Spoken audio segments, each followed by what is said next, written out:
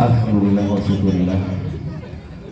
Akhirnya di penghujung acara Maulid Nabi mungkin ya, yang insya Allah malam hari ini akan kita laksanakan. Semoga dengan niatan baik kita memperingati dan merayakan Maulid Nabi ini, Allah berkahi kita semua.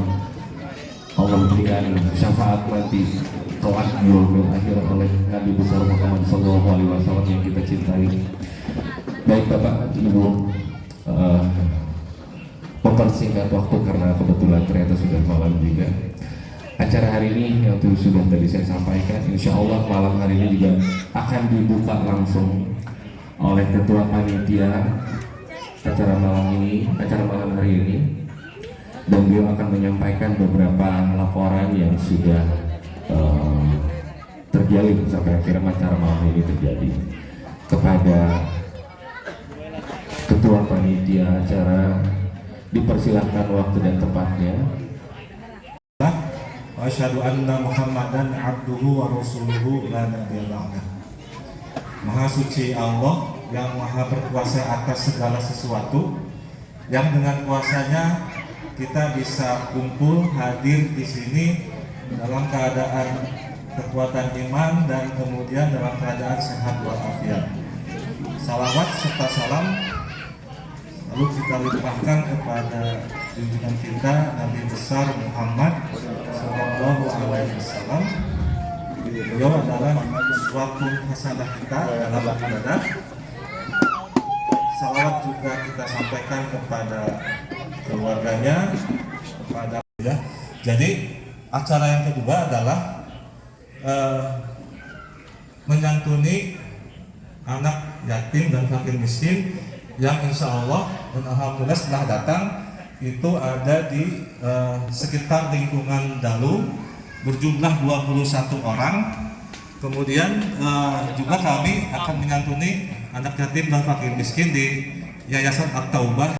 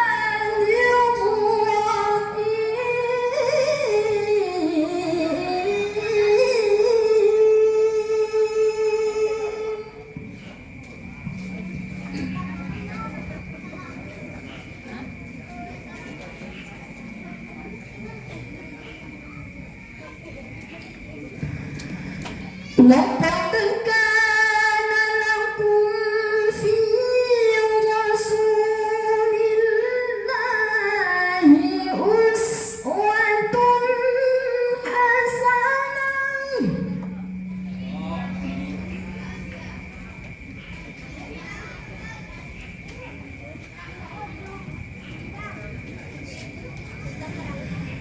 لمن كان يرجو الله واليوم الآخر وذكر الله كثيرا.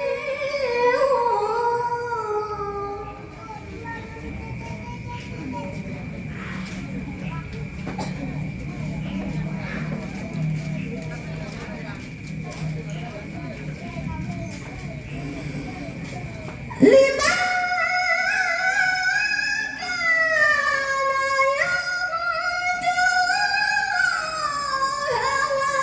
واليوم الآخر وذكر الله كثيرا.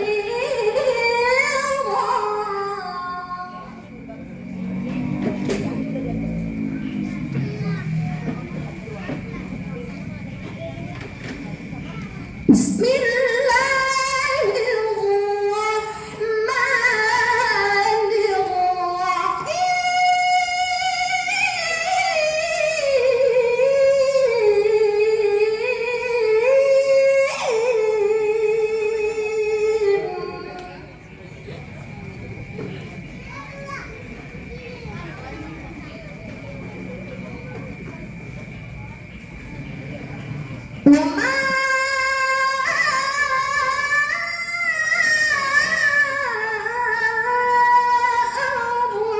أرسلناك إلا رحمة للعالمين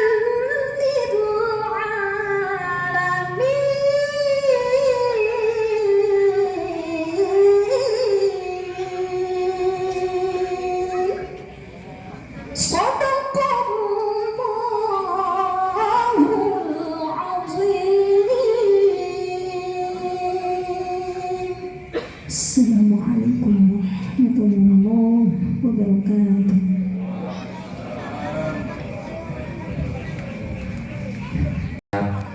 Allah berangkatkan umroh dan haji tahun depan untuk semua tamu yang ada di sini.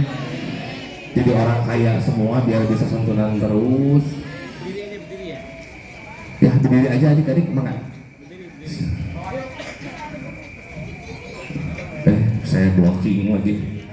Ya, mohon berdiri. Adik-adik berdiri ya. Nah. Sok mangga tuh, langsung bismillahirrahmanirrahim. Sambil diusap, Pak RT, Pak RT Pak Ketua, nggak sambil diusap, sambil diusap biar dapat barokahnya. Masya Allah. Ada lagi? Ini ketua panitia aja. Pak RT, enggak atau Pak RT. Ulah izin Pak, ayah helm dah balik nggak helm. Sok mangga Pak RT, silahkan. Aduh luar biasa malam. Iya 20. 18. Aduh, nah ini Bapak RT 06. Kalau kesini main ada apa-apa ke Pak RT ya.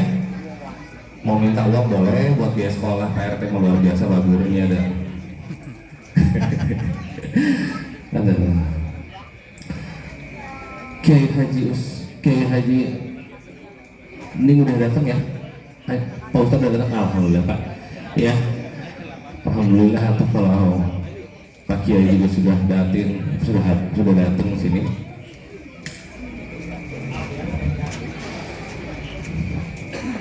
Bapak Dede mau ikut ngasih Pak Dede?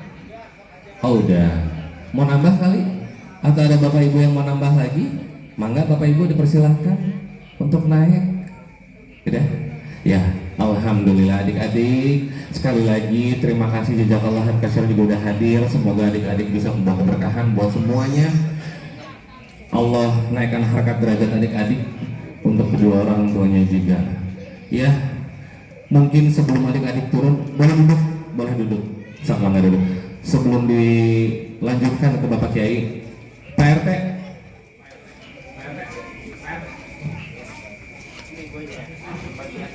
Iya, sebelum dilanjutkan ke Bapak Kiai, mohon sepatah dua kata dari Pak RT.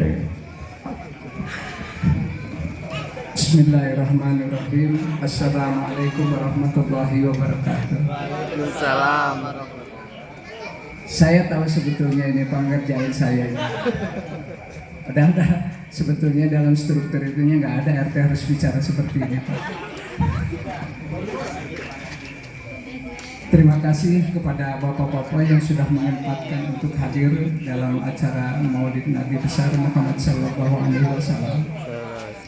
Semoga nanti dalam hari berikutnya, tahun berikutnya kita bisa mengadakan lagi. Ini mohon maaf bapak-bapak karena acara ini terus terang timbulnya dari ide yang ide dadakan Pak sebetulnya Pak. Jadi mohon maaf apabila dalam acara ini masih banyak kekurangannya. Saya kira hanya itu aja Pak, mohon maaf. Assalamualaikum warahmatullahi wabarakatuh. Alhamdulillah Bapak RT, terima kasih Bapak. Ya sebetulnya itu juga pesanan dari Mang kita sih, beliau yang jahil Pak, bukan saya Pak. Mohon adik-adik saya ganteng gelis, maka dipersilakan kembali ke kursinya. Makasih banyak ya, sehat-sehat ya deh. Masya Allah. Aduh, ini nih yang ditunggu-tunggu nih, malam minggu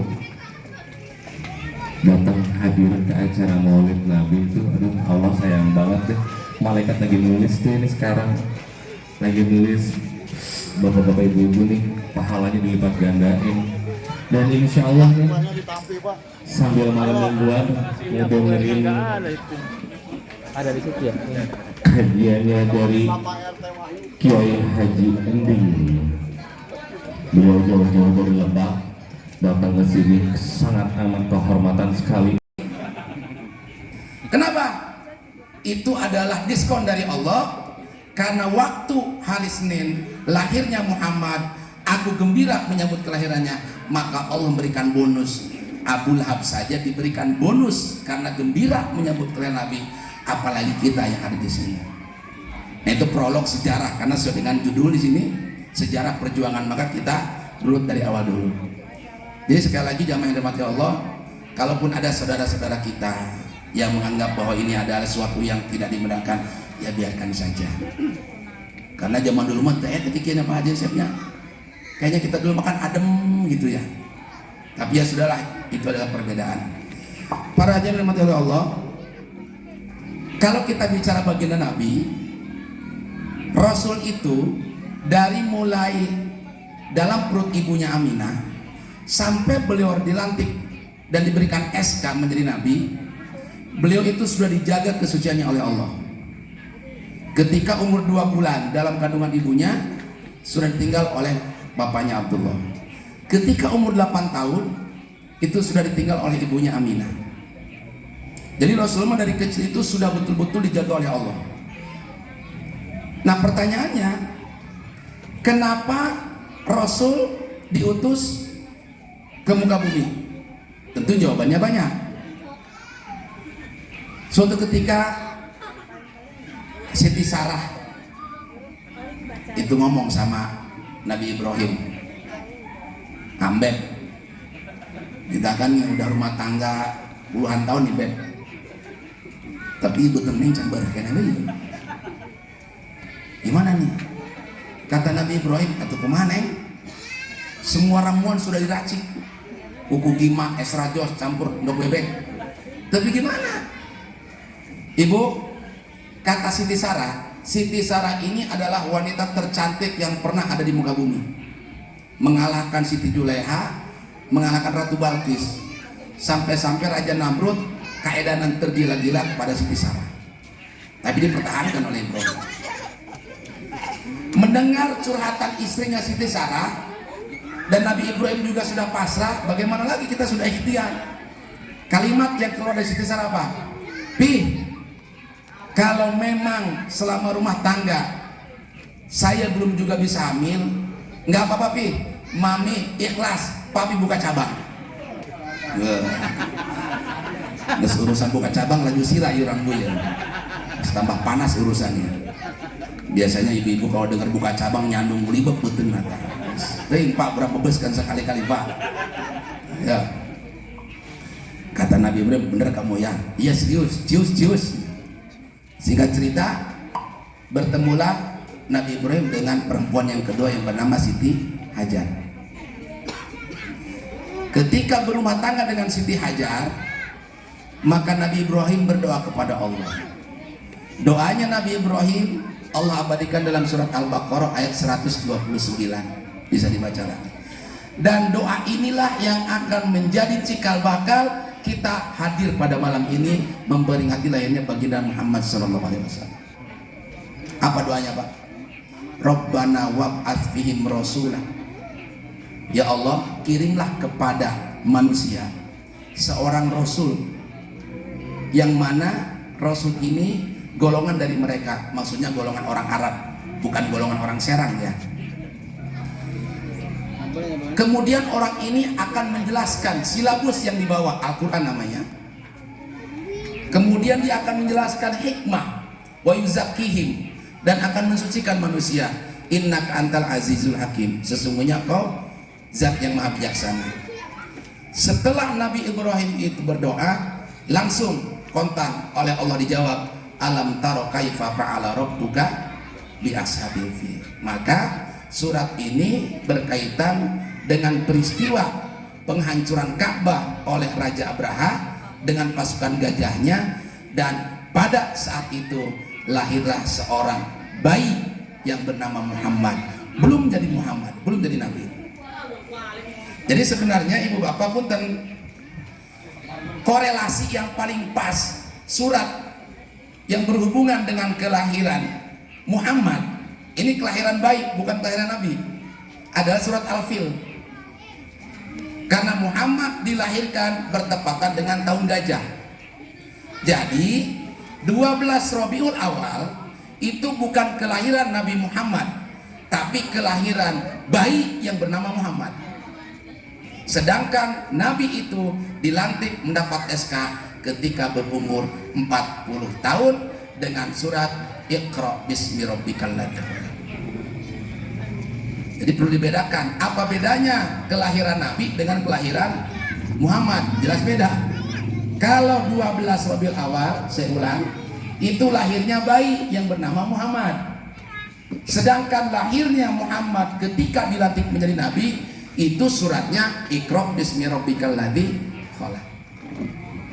Nah, oleh karena itu terjawab sudah ibu bapak, kenapa di dalam sholat yang kita lakukan setiap waktu yang kita sebut cuma dua nabi. Mama. Allahumma sholli ala Muhammad. Ada yang pakai Sayyidina tos tegur di pasean, kemudian jadi lutmah. Biarkan saja, masing-masing punya penjelasan. Tapi kalau saya pemimpin memang tidak menggunakan Sayyidina. Kalau Sayyidina itu bisa dipakai dalam ucapan kita sehari-hari, karena Sayyidun itu artinya penghormatan. Jadi ketika kita sholat, maka yang kita sebut cuma dua nabi ya dalam sholat ini.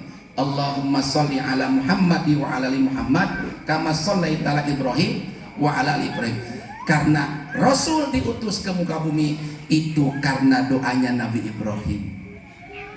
Kalau saja waktu itu Nabi Ibrahim tidak berdoa, mungkin sampai hari ini kita tidak akan mengenal apa itu Al-Quran. Sehingga Nabi Ibrahim itu disebutnya Abul Anbiya, bapaknya para nabi. Jadi dari anak sampai buyut, cicit semuanya di nabi. Jadi kita juga ada keluarga garong, keluarga copet gitu ya. Dari Siti Hajar hamilah, lahirlah Ismail. Ketika Siti Hajar melahirkan Ismail, Siti Sarah dipilun yang hamil, maka lahirlah Ishak. Dari keturunan Ishak semuanya jadi nabi ibu bapak. Ishak, Yakub, Yusuf, Daud, Sulaiman sampai ke Isa. Maka golongan mereka disebutnya Bani Israel. Warisannya apa? Masjid Aqsa yang ada di Palestina itu warisan Nabi Ishak. Sedangkan dari garis Ismail, ini skenario yang luar biasa hebatnya. Tidak ada satu sahabat bernama Anas bin Malik punya istri 100 wanita. Udah biasa orang Arab Bu. Raja Faisal, salah satu pendiri daripada negara Saudi Arabia, itu istrinya 125. Dari 125 punya anak 300, punya cucu 600. Nah yang sekarang yang jadi raja Muhammad Salman bin Abi itu keturunan yang keberapa gitu. Nah karena para sahabat banyak punya istri, turunlah ayat ini. Kihuma tobalakum min nisa mastawa surah Warubah. Artinya apa? Sesungguhnya ayat ini turun untuk memangkas Bu, bahwa kalau punya istri jangan lebih daripada 4. Jadi sebenarnya ayat ini turun untuk mengurangi jumlah istri. Itu konteksnya sebenarnya. Tenang sekarang, tenang ya, tenang sekarang ya, tenang.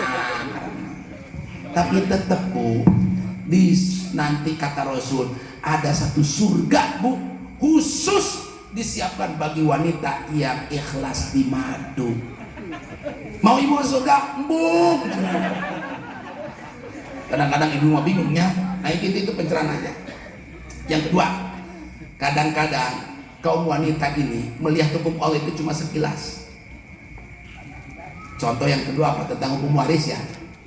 Kenapa sih Pak Ustadz kalau hukum waris laki-laki setengah dari harta peninggalan orang tua, sedangkan kami cuma sepertiga?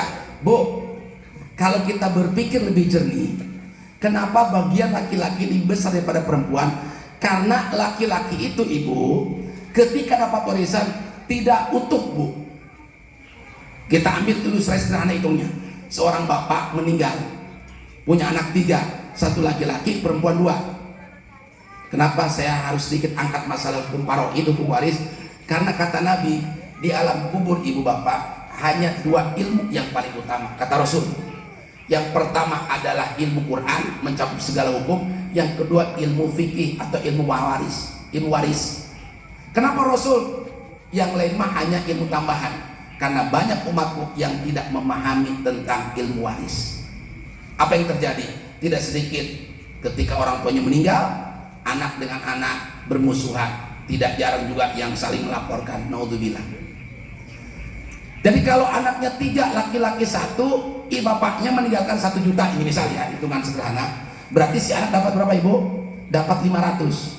Yang perempuan 2,5. Kenapa perempuan lebih kecil dibandingkan laki-laki? Ingat, laki-laki mah biarpun 500 itu tidak utuh. Ketika dia nikah, dibikin ke istri, nah ngebelan ke mitohana, berkurang itu 500. Sedangkan bagi perempuan 2,5 bu, utuh. Nikah diberek ku salakina, dikebelan ku mitohana. Tuh bu, gimana nggak adil coba hukum Allah. Makanya sekarang itu orang-orang yang lebih tuh paham, baguslah rata semuanya bagi baik. Itu namanya hukum hibah. Itu ya.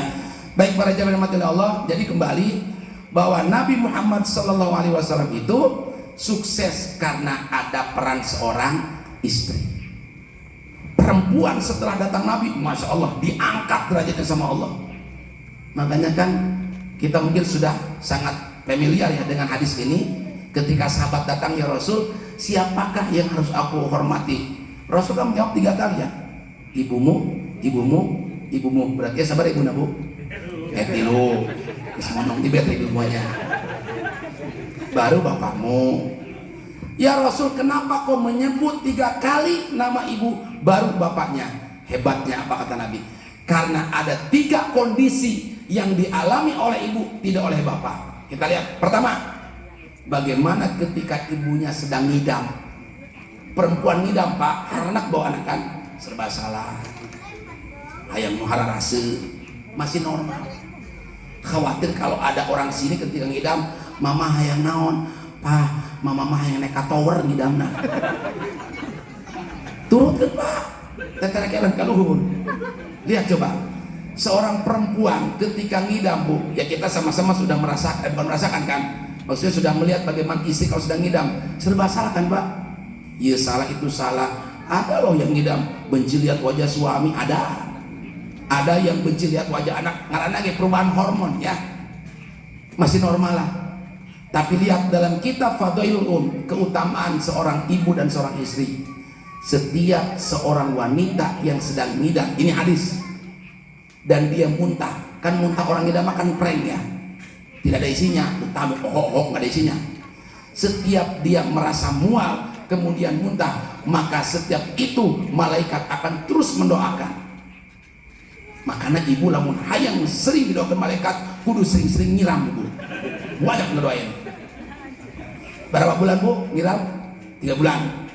Setelah nyiram udah mulai tuh selesai tugas ibu? Belum.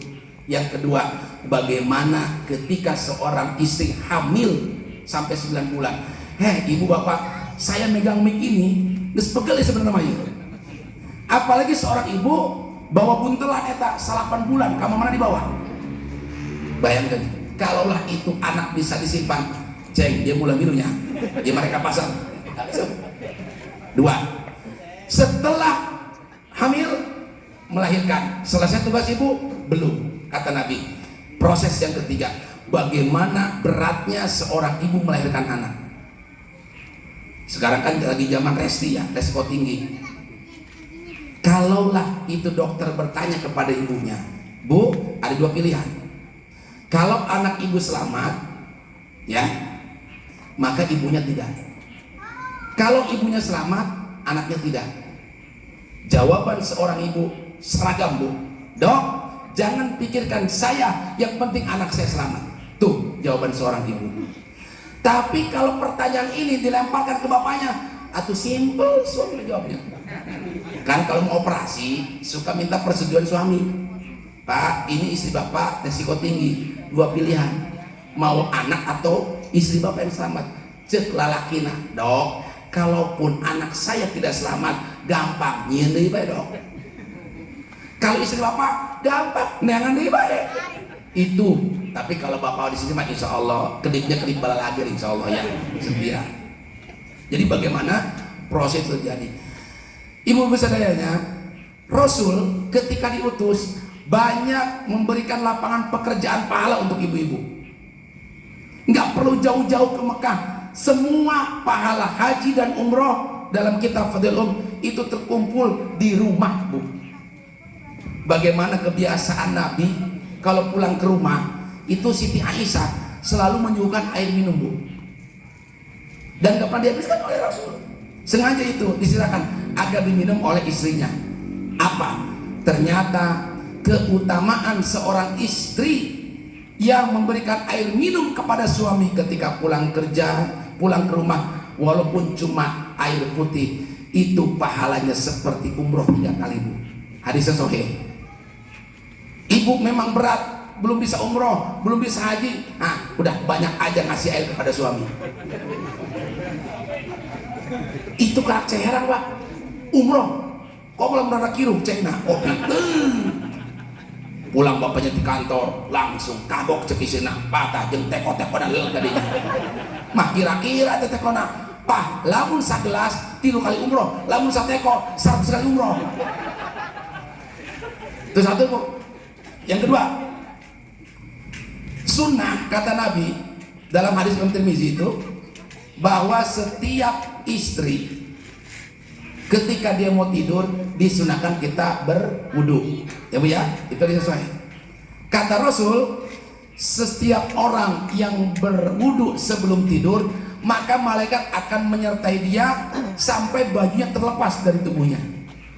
Ngan kada ieu, terkadang wudu ini dijadikan modus oleh istri. Setelah wudu mau tidur, biasa suaminya punya rencana ntar malam dicekel, Pak, mama punya wudhu, awas Mbak. Gini, kalau menurut Imam Syafi'i kan bersentuhan dengan suami ada syahwat, tidak ada syahwat kan batal wudhunya ya, Syafi'i. Tapi kalau menurut ulama Hanafi Maliki itu tidak batal kalau memang tidak ada syahwat. Kalau dalil lebih kuat ini, Bu. Kenapa? Pertama, an Aisyah meriwayatkan kubila Rasul min ba'di nisaihi fadhaba ila sholati wa lam yatawadda. Hadis Imam Bukhari wal Muslim. Jadi Rasul itu punya kebiasaan kalau beliau sudah wudu, beliau mencium salah satu istrinya. Ditanya oleh sahabat, siapakah itu? Fadoha kata Aisyah. Aisyah cuma tahu maksudnya main serangan. Kalaulah bersentuhan itu membatalkan wudu, Rasul tidak akan mencium istrinya. Pertanyaan, Rasul mah mencium Aisyah itu kan maksum, tidak ada nafsu, ada sending nyosor. Jauh ya. Contoh yang kedua, dalilnya rumah Rasul itu ibu bapak kecil. Dalam riwayat panjang rumah Rasul itu cuma 4,65 cm, lebarnya 4,85 cm, nggak nyampe 5 meter.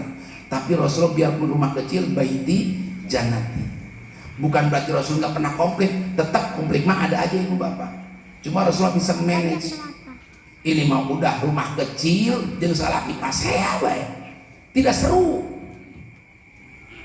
Sama suaminya sedang nggak lagi ngomong kan, lagi ribut gitu, ke kamar atimu deui, ruang tamu aya deui, teu seru.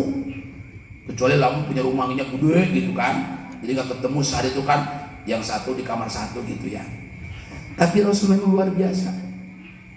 Malam-malam Rasul tahajud. Saking sempitnya kamar Nabi, pernah suatu ketika kakinya Aisyah itu malang di atas sajadah beliau. Otomatis dong, ketika kaki beliau itu malang, berarti ini jidat Rasul nggak bisa nempel ke sajadah. Sedangkan rukun sujud itu kan 7 Pak yang nempel. Pertama itu jidat, kedua telapak tangan, kemudian 2 lutut dan telapak kaki, 7 ya. Jadi kalau kaki Aisyah itu malang begini, maka otomatis jidat itu nggak bisa nempel. Maka oleh Rasul kaki Aisyah itu disingkirkan dengan tangannya. Nggak mungkin dong pakai sarung tangan Nabi ya. Berarti kan ada kontak kulit di situ. Ini yang menjadi dalil bahwa bersentuhan suami istri kalau tidak menimbulkan syahwat tidak batal wudunya. Dan ayat dalam Al-Quran aula mastumun nisa itu maksudnya berhubungan biologis. Karena Quran itu menggunakan bahasa yang halus, tidak langsung berhubungan, tapi bersentuhan maksudnya berhubungan biologis. Apalagi kalau rumahnya itu yang tipenya tipe RSSSSSSS ya. Rumah sangat sederhana sekali sehingga selonjor saja susah. Artinya. Tetapi karena kita Imam Syafi'i ikhtiar, kita lebih memilih bersentuhan dengan suami itu batal wudhunya walaupun tidak menimbulkan syahwat. Ini hanya pilihan madhab saja. Nah kita kembali ke tadi ya. Walaupun ece sudah berwudhu mau tidur, jangan pernah melarang suami untuk ngesab itu napa ya. Kenapa? Jangan dipakai alasan, Pak, mama kan sudah wudhu, kalau disentuh nanti batal. Nah, lihat bukan dari teks di dalam hadis, tapi lihat konteksnya Bu. Wudhu itu batal kalau ece mau sholat, jelas ya. Tapi kalau mau tidur jangan menjadi penghalang. Tapi Pak Ustaz saya kena wudhu, tidak apa-apa Bu. Bahkan ketika ibu berwudhu sebelum tidur disentuh oleh suami, double ibu dapat pahala. Pertama pahala wudhu, yang kedua pahala disentuh oleh suami. Ketok cerai Pak. Jadi sebenarnya ladang pahala buat istri lebih banyak daripada kita laki-laki Pak. Ya, praktek langsung malam Bu. Ya. Karena itulah fungsi Nabi diutus ke muka bumi. Ada lagi satu riwayat, tapi riwayat ini memang tidak sahih ya, cuma memang banyak dipakai. Sebab mengamalkan hadis doa itu boleh. Seperti mencium hajar aswad. Ini sering kita dengarkan. Tubuh, nggak perlu ibu susah-susah ke Mekah mencium hajar. Tabdi mata, salaki, sedok ibu. Kok mau salaki nah hidung mah besedek katanya. Jadi banyak pahala umroh dan haji yang bisa didapatkan di rumah. Pak Ustaz, Rasul pernah nggak punya konflik? Ada konflik. Ini adalah romantisme rumah tangga Nabi. Satu contoh, Aisyah sedang bikin adonan kue. Di antara istri Nabi yang paling tidak bisa masak Siti Aisyah. Lagi masak, datanglah seorang perempuan yang bernama Siti Jariyah. Perempuan ini budaknya dari istri Rasul yang lain, namanya Ummu Salamah. Ummu Salamah ini istri Nabi yang paling pandai masak. Biasa nganterin makanan ke situ. Aisyah ini kan istri yang paling cemburuan. Melihat ada pembantu Ummu Salamah ini datang bawa makanan, langsung nyonyong Siti Aisyah. Kata Aisyah, bawa balik ke itu. Cemburu kan? Sedangkan ini makanan yang dikirim oleh Ummu Salamah istri Rasul yang lain, makanan kesukaan Nabi Bu. Jojorong apa tuh Salamah tanya. Jojorong apa kue jujur gitu dah. Ketika nyampe di pintu, itu Rasul dengan Aisyah sedang duduk berdua-duaan. Kata Aisyah, bawa balik ke itu. Ya bagaimanapun juga kan, Aisyah nggak bisa masak. Tiba-tiba ada yang lain bawa masakannya lebih enak. Kan sakit hati Aisyah, takut kalah saingnya. Bingung ini Siti Jariyah, pembantunya Ummu Salamah, melihat wajah Rasul, dikicauan. Kan sakit kan sebabnya. Mas, akhirnya itu makanan ditaruh di situ. Lihat Bu, bagaimana cemburunya Aisyah. Ketika itu Jariyah pulang, Aisyah bangkit Bu. Makanan yang tadi dibawa diambil, dibabetkan ke handap Aisyah. Bayangkan, cemburunya istri Nabi. Tanpa makan lo sotek nyandung Pak, bisa dibabetkan ke Nabi. Apa kata Nabi? Ummukum takrah. Lihat tuh, istri kalian sedang cemburu. Maksudnya istri adik, ibu kalian sedang cemburu. Itulah romantisme kehidupan rumah tangga Nabi Muhammad SAW. Jadi tentu dari perjalanan itu ini menjadi pedoman bahwa bagaimana suksesnya Nabi di dalam mendakwah Islam sampai kita bisa merasakan nikmatnya itu. Ibu bapak yang dirahmati oleh Allah, Sekarang kita akan sedikit mengupas tentang, masih waktu ya Pak Haji ya? Saya tadi sudah singgung bagaimana kita mendapatkan nomor PIN agar kita mendapatkan syafaat dari Rasulullah SAW. Sederhana, jawabannya ada dalam surat Al-Fatah ayat 29. Di situ ada 8 syarat, 8 nomor PIN password. Tapi kita kompas aja 4 aja lah karena waktu. Pertama, syarat kalau kita ingin mendapatkan syafaat Nabi, maka Muhammadur Rasulullah, harus yakin bahwa tidak ada Nabi setelah baginda Rasulullah. Bagaimana caranya? Sederhana Ibu.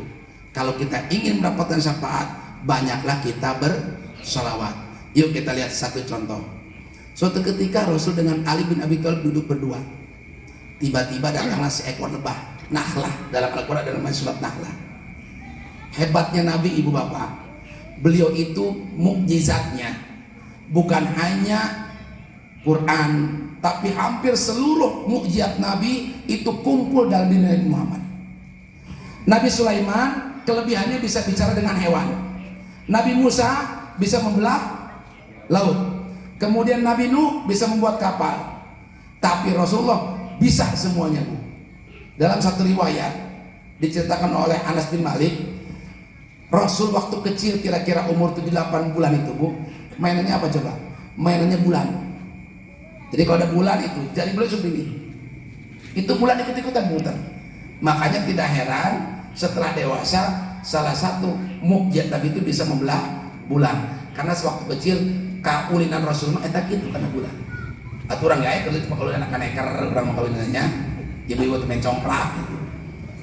Dan hebatnya Rasul itu mukjizatnya beliau bisa bicara dengan semua makhluk, tidak menggunakan bahasa hewan tapi menggunakan bahasa Arab. Seperti itu. Makanya dalam Al-Quran kata Allah, Inna anzalnal Qur'anan Arabiyyan la'allakum taqilun. Memang sengaja Quran itu kami turunkan menggunakan bahasa Arab.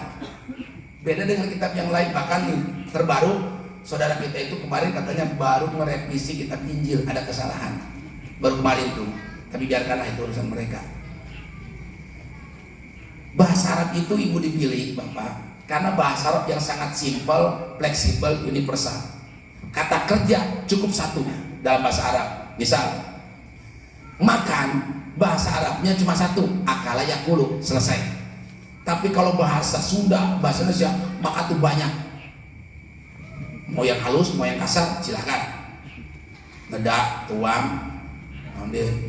mam, mencari yang kasar nggak Bu? Dahar, kebadok, lebok, nyatu, ya. Dan apa yang masuk ke dalam perut tergantung jenis makanannya. Misal Bapak ditanya, Pak, tos sarapan, tos mam, tacan mah, tadi mah sarapan. Lain cerita, isu sarapan anak uduk, buras, bubur, dari kayak bedang. Padahal sama-sama dari kezo. Setelah makan nasi, lewat nih tukang bakso, mang bakso kata ibu, itu bukan makan, ya, makan buah, itu namanya cuci mulut. Dalam bahasa tidak ada istilah ngemil, tidak ada cuci mulut, semuanya makan. Jadi satu kata kerjanya. Dan bahasa Arab Ibu hebatnya, jangankan satu huruf, satu harokat salah dalam pengucapan itu udah jauh artinya Bu. Hati-hati. Misal, salah satu rukun dalam sholat adalah membaca Al-Fatihah. Ada satu ayat saja Ibu salah baca, maka artinya sudah lari Bu. Apa? Iyyaka na'budu wa iyyaka nasta'in. Itu kan pakai tasdid nih. Ini pentingnya kita baca Quran. Tahu ilmu Quran tuh. Iya, hanya kepadamu Allah kami menyembah dan hanya kepadamu kami minta pertolongan. Tapi kalau tasdidnya hilang Ibu baca iyyaka na'budu wa iya, itu artinya sudah berubah jauh. Bahkan kita jatuh ke dalam kemusyrikan. Apa? Kalau menggunakan tasdid Allah maksudnya kita sembah. Tapi kalau hilang tasdidnya, hanya kepadamu matahari kami menyembah, berarti kita seperti majusi gara-gara tasdid Bu. Nah ini coba, itu bahasa Arab Al-Quran ya. Nah jadi sengaja Allah berikan Quran itu menggunakan bahasa Arab karena lebih fleksibel dalam penggunaannya. Ibu baik dimati oleh Allah, kita kembali ke kisah tadi. Jadi ketika Rasul itu ngobrol dengan seekor lebah, berkatalah kepada Lur, kita diundang dijamu minum madu. Siap, kata Ali, gaskeun. Ketika itu si lebah menghisap tangkai bunga, oleh Rasul diperhatikan, terjadilah lebah, yang kamu hisap itu kan tangkai kembang. Yang namanya bunga tidak ada yang manis, benar gak? Bunga itu kan harum, tapi tidak yang manis. Melati, mawar, harum tapi tidak manis. Yang ada cuma kembang desa, Arak-Amista, kembang desa. Kamu menghisap tangkai bunga, pahit rasanya, tapi yang keluar dari tubuh kamu madu yang manis rasanya. Apa rahasianya? Dijawab sama si lebah tadi, ya Rasulullah, ketika aku menghisap kembang ini, turunlah ilham dari Allah, diperintahkan agar aku bersolawat kepadamu 3 kali. Maka yang keluar dari tubuh adalah madu yang sangat manis. Apa artinya? Seorang manusia, seorang hamba yang rajin bersolawat, dia akan mendapatkan manisnya surga nanti dia belum kiamat. Lalu solawat itu ada berapa macam? Tinggal dipilih sama ibu. Mau paket hemat, mau paket sedang, atau paket komplit. Kalau paket hemat, ya yang biasa kita baca Allahumma sholli ala sayyidina Muhammad wa ali Muhammad. Kalau dalam sholat itu yang disebut dengan Allahumma sholli ala sayyidina Muhammad wa ala ali Muhammad, sholat Ibrahim wa ala ali Ibrahim, itu namanya sholawat Ibrahimiyah. Itu sholawat paket hemat, pang pendek. Nah, ada lumayan lah paket sedang, silakan. Ada sholawat nariyah, sholawat munjiah, sok silahkan. Ada paket komplit, ini mah mainan santri, panjang itu mah ibu bapak. Itu ada namanya sholawat ad-diba, itu bisa sampai 2-3 jam, mual kuat mabok kurang mah. Karena biasa diiringi dengan hadro. Hadro itu kan dari kata hadoro, menghadirkan. Kalau qasidah artinya apa? Dari maksud. Lagunya kan la la la la la la. Maksudnya kan ada la la la la gitu ya. Jadi kalau qasidah itu maksudnya pesan dakwah supaya orang-orang, oh iya begini ya, memikirkan cita dan segala macamnya. Nah, oleh karena itu bagaimana hebatnya bersolawat. Yang kedua, ini mungkin khusus untuk bapak-bapak ya. Kalau khutbah, maka sholawat itu termasuk ke dalam rukun khutbah. Karena rukun khutbah itu ada 5. Pertama memuji Allah, gitu ya. Kedua bersolawat. Ketiga membaca ayat. Keempat wasiat takwa. Nah yang kelima nanti di khutbah kedua mendoakan kaum muslimin dan muslimat. Ketika Bilal atau ketika khatib mengucap gini, innallaha wa malaikatahu yusholluna 'alan nabi, maka jawabannya apa Pak? Nah, shollu 'alan nabi itu nanti setelah kalimat ya ayyuhalladzina amanu shollu. Ini banyak yang memang belum kita ini. Jadi dalam kitab tauhid dijelaskan maksud Allah bersolawat kepada Nabi itu artinya Allah ingin mengagungkan Nabi di hadapan malaikat. Ketika dengerin khutbah kita mengucap alhamdulillah, berarti alhamdulillah kadang masih ngerokok berkhutbah. Ya. Kalau jemaah dengan jemaah lago dalam hukum Jumat maka dua-duanya sudah batal Jumatnya. Tapi kalau khotib bicara dengan jamaah itu boleh. Cuma di kita tidak biasa pakai sepuhan. Ini juga sebagai jawaban Pak Ustadz, kalau mimbar, kalau khotib sudah di mimbar, sudah bicara, kemudian kita datang ke masjid, apakah kita langsung duduk atau kita sholat dulu? Nah ini ikhtilaf. Yang sahih, ketika Rasul sedang khutbah, ada seorang sahabat yang baru datang, dia langsung duduk. Apa kata Nabi? Kum fasoli, kamu sholat dulu. Jadi khotib ya bicara kepada makmum itu boleh dalam Jumat. Yang tidak boleh makmum dengan makmum. Cuma di kita makan nggak umum. Di Arab udah biasa begitu.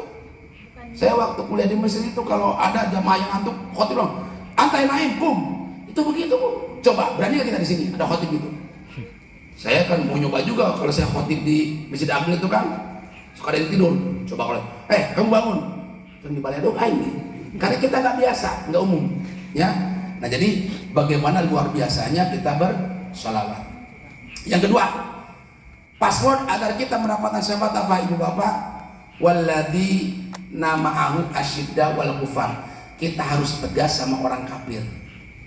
Bagaimana caranya? Sekarang makan yang namanya toleransi kebablasan ya. Sholawatan di gereja toleransi. Jadi kita nggak bisa ngebedain lagi masih segala macam. Ini sangat sensitif. Saya bicara seperti ini Pak bagi orang yang Islamophobia memang radikal. Kita lihat Rasul kalau udah urusan pribadi Pak Bu, beliau sangat pemaaf. Tapi kalau udah urusan agama, keturunannya, beliau sangat tegas. Kita lihat ambil satu contoh. Rasul punya anak dua perempuan yang bernama Ruqayyah dan Ummi Kulsum. Dua anak perempuan ini dinikahi oleh anaknya Abu Lahab, si Utbah dan si Utaibah. Ternyata si Abu Lahab ini menikahkan anaknya dengan anak Rasul hanya untuk mengolok-olok saja.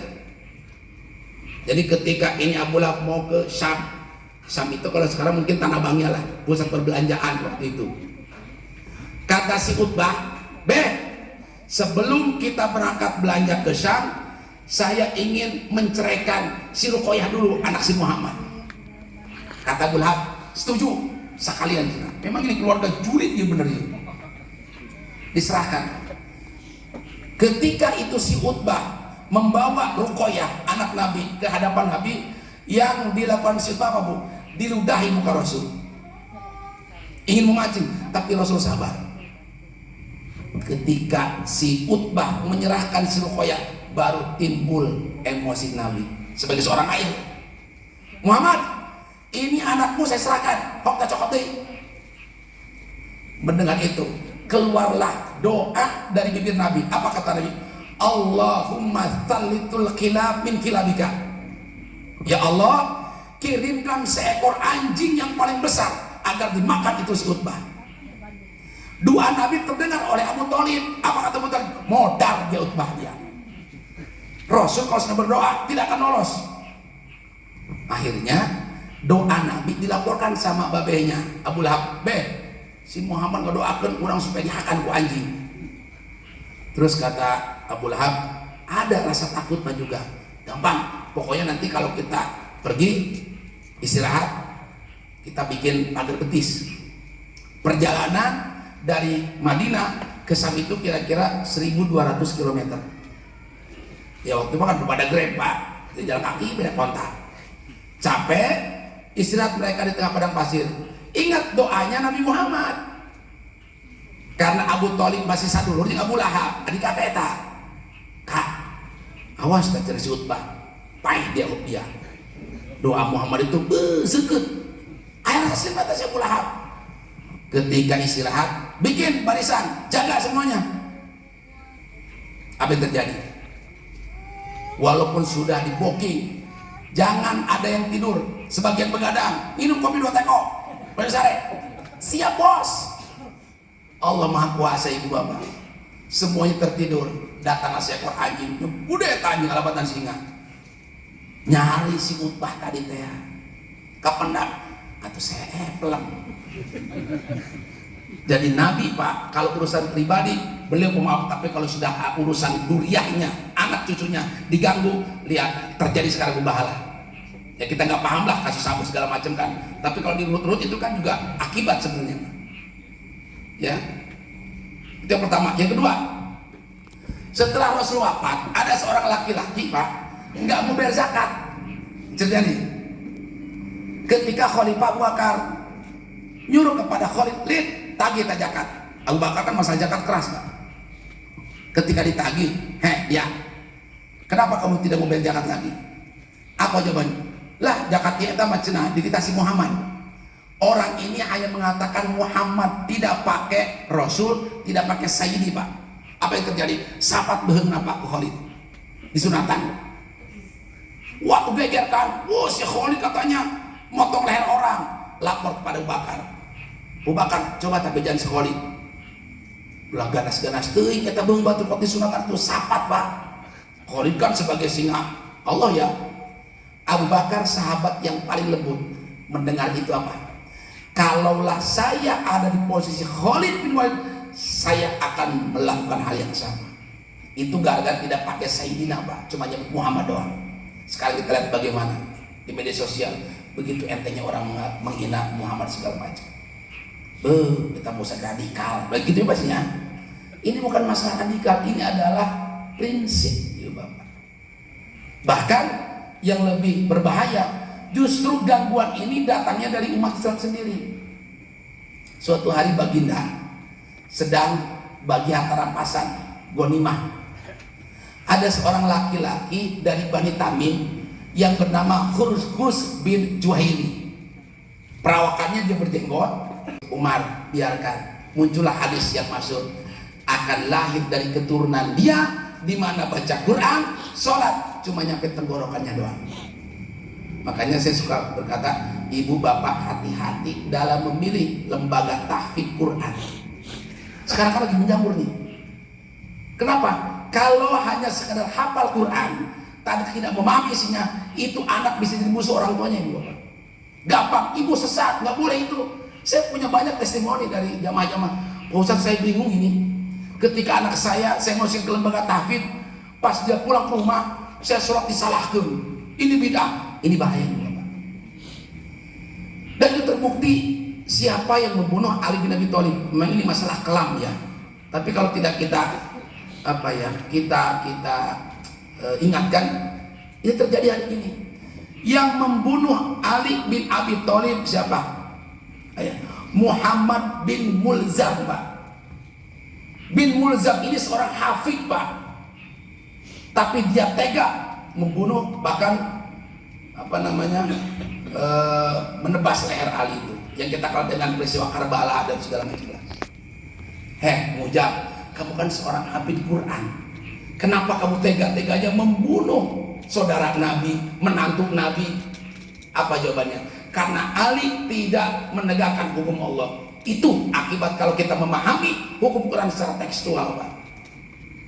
Jika ini ya, pokoknya semua yang tidak ada pada zaman Nabi bidah kabeh, dolar segala macam. Hayo lamun orang main bidah-bidahan. Rasul pernah nggak zakat pakai beras, Pak? Nggak ada dalam riwayat Rasul zakat pakai beras. Ini orang tetap pakai beras, ayo. Berarti bidah etan zakat pakai beras. Jadi sekali lagi, ayolah kita bijak di dalam memahami itu. Karena hadis itu tidak selamanya pakai qaulun, ada juga pakai takrir sikap Nabi. Contoh, ketika perang Khandaq, itu pasukan Islam kehabisan logistik. Laporlah Khalid, ya Rasul, logistik sudah menipis. Pasukan waktu itu kira-kira berjumlah 152 orang. Bagaimana ya Rasul? Kata Nabi, udahlah cari siapa tuh dapat. Atau di gurun pasir, Pak, aya naon, mau aya kotok lembur. Singkat cerita, datanglah Khalid sambil memanggul dub. Apa tuh dub, Pak? Bayawak. Nah, kisah ini dalam kitab Bulughul wal Marjan, hadis sahih Bukhari wal Muslim. Ya Rasul, ini saya ketangkap. Rasul nggak ngomong apa, nggak komen. Aduh, kata Khalid, waktu itu belum turun fatwa tentang hukum makan daging bayawak. Ketika itu disate sama Khalid, Pak. Disuguhkan sama Nabi. Maksudnya apa? Respon Nabi ini haram atau enggak nih daging bayawak. Ketika disuguhkan, Rasul nggak respon. Aing mah Rasul, kata Khalid, jangan lapar ini. Diambillah satu tusuk, dimakan oleh Khalid. Ingin tahu bagaimana respon Nabi. Nabi nggak ngomong juga. Akhirnya mungkin Khalid datang, ya Rasul, ini sebenarnya apa hukum daging bayawak? Maka keluarlah hadis Imam Bukhari wal Muslim diriwayatkan oleh Abu Hurairah. Apa kata Nabi? Fa inna duba la uhalliluhu wa la uharrimuhu. Sesungguhnya daging bayawak itu tidak diharamkan tapi juga tidak dihalalkan. Berarti hukumnya boleh. Kenapa Rasul itu diam? Itulah disebut dengan hadis takrir, sikap Nabi yang tidak memberikan fatwa. Apa maksudnya? Khalid, lamun kira-kira masih kena NW mah atuh lagi bayawak mah. Kira-kira gitu tuh. Tapi kata Khalid, Rasul mah ngomong gitu. Dia Rasul masuk balik ke lembur. Di lembur bukan ayah soak, ayah totok, ayah bebek. Di padang pasir ayah naon. Paling ayah kadal doang. Itu salah satu contoh. Nah repotnya nih orang sebelah memahami tak itu baik. Ya kalau kita bicara bidah kan ngapa kesana? Ini kan hati. Quran yang kita baca itu bidah. Ketika turun tidak ada harokatnya, tidak ada titiknya. kan polos Arab gundul. Sekarang kita baca Quran ada. Dan ini hikmahnya Pak, kalaulah waktu itu tidak terjadi peperangan dengan si Musailam Al-Kadzab yang ngaku nabi palsu itu, mungkin sampai hari ini kita tidak akan mengenal Quran Pak. Karena waktu itu Umar usul sama Abu Bakar, ayolah ini Quran kita kumpulkan saja, kan masih tercecer nih. Apa kata Abu Bakar? Umar, lima fa'ata ma fa'ala nabi, kamu jangan gegabah Umar, Rasul tidak nyuruh. Saya nggak berani, kata Abu Bakar. 2 kali usul ditolak juga. Nah, pas ketika terjadi peperangan dengan Musailamah Al-Kadzab, 80 sahabat yang hafal Quran terbunuh. Waduh, lesnis para raih kabehnya. Abu Bakar, lihat tuh. Oke lah, sekarang mungkin kita masih hidup, tapi kita bakal mati. Nanti bagaimana nih? Nasib kurang GPA nih, nggak bisa baca Quran. Mikir akhirnya Abu Bakar, oh iya juga ya.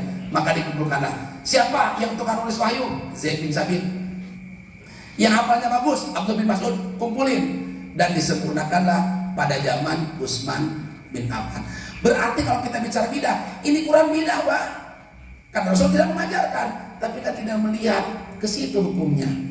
Nah, jadi kenapa kita Allahumma ansurna wa anta khairun nasirin, Allahumma ftah lana wa anta khairul fatihin, Allahumma rizqna wa anta khairul razikin, Allahumma ighfir lana wa anta khairul ghafirin, fa ya hayya qayyum ya rahman ya rahim, ya aziz ya ghaffar ya hannan ya mannan ya dzal jalali wal ikram, Allahumma ighfir lana dzunubana wa liwalidayna warhamhum kama rabbana shighara, Allahumma ja'al auladana min ahli ilmi waj'al auladana min ahli Quran waj'al auladana min ahli din waj'al auladana min ahli ta'ah, Allahumma ij'alna min ummati Muhammad sallallahu alaihi wasallam wa nas'aluka bi karamatihi Muhammad wa nas'aluka bi syafaati sayyidina Muhammad wa nas'aluka bi admi sayyidina Muhammad sallallahu alaihi wasallam, Allahumma nas'aluka husnal khatimah wa na'udzubika min syarri wasil khatimah.